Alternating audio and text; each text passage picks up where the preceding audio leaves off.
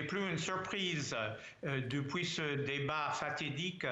Vous savez que c'était le débat de la dernière chance pour Joe Biden de convaincre les Américains qu'il était toujours, il avait le vigueur nécessaire pour continuer. Il a totalement raté.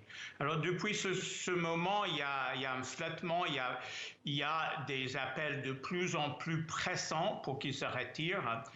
Biden jouit, comme vous avez montré, d'une grande sympathie au sein du parti et je pense que les ténors voulaient laisser le temps à Biden de prendre la bonne décision, mais tandis que le temps passait, il ne prenait pas cette décision. On a vu finalement les poids lourds du parti, les Pelosi, les Biden, les Obama, les Schumer disent les vérités.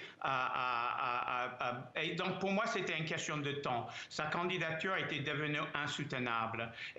Mais ça a pris quand même 24 jours depuis le débat pour qu'il prenne cette décision. Alors la question que tout le monde se pose, qui pourrait remplacer Joe Biden? Est-ce que la vice-présidente Kamala Harris est la mieux placée pour prendre la relève ou y a-t-il un autre choix? Il y a beaucoup de choix. Moi, j'en suis de ceux qui prenaient des mini-primaires pour que les démocrates apprécient les candidats et choisissent le meilleur. Mais je pense que le temps presse. Biden, il a adoubé Kamala. La convention de 19 août approche à grands pas et l'idée de cette compétition s'éloigne un peu. Je pense qu'on verra une ruée, une cascade de responsables qui vont se resserrer autour de Kamala.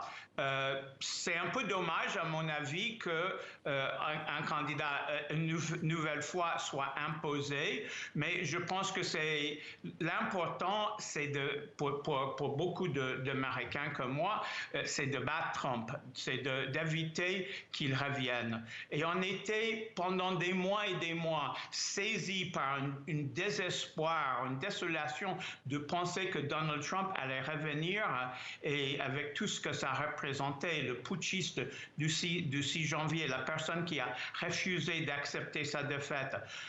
Et donc, je pense qu'il y a un élan maintenant, il y a un enthousiasme finalement. Les gens pensent évidemment, rien n'est joué encore, mais au moins maintenant la démocratie a une chance de s'en sortir.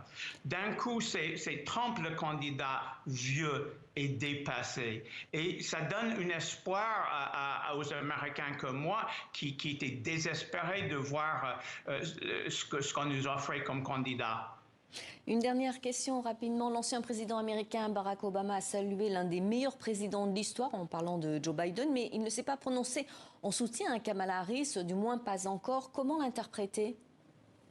Écoutez, Barack Obama voulait se mettre au-dessus de la mêlée, je pense. C'est au moins ce que son camp dit. Il ne voulait pas adouber. Il est aussi soucieux de ne pas imposer un candidat. Vous savez qu'il n'y avait pas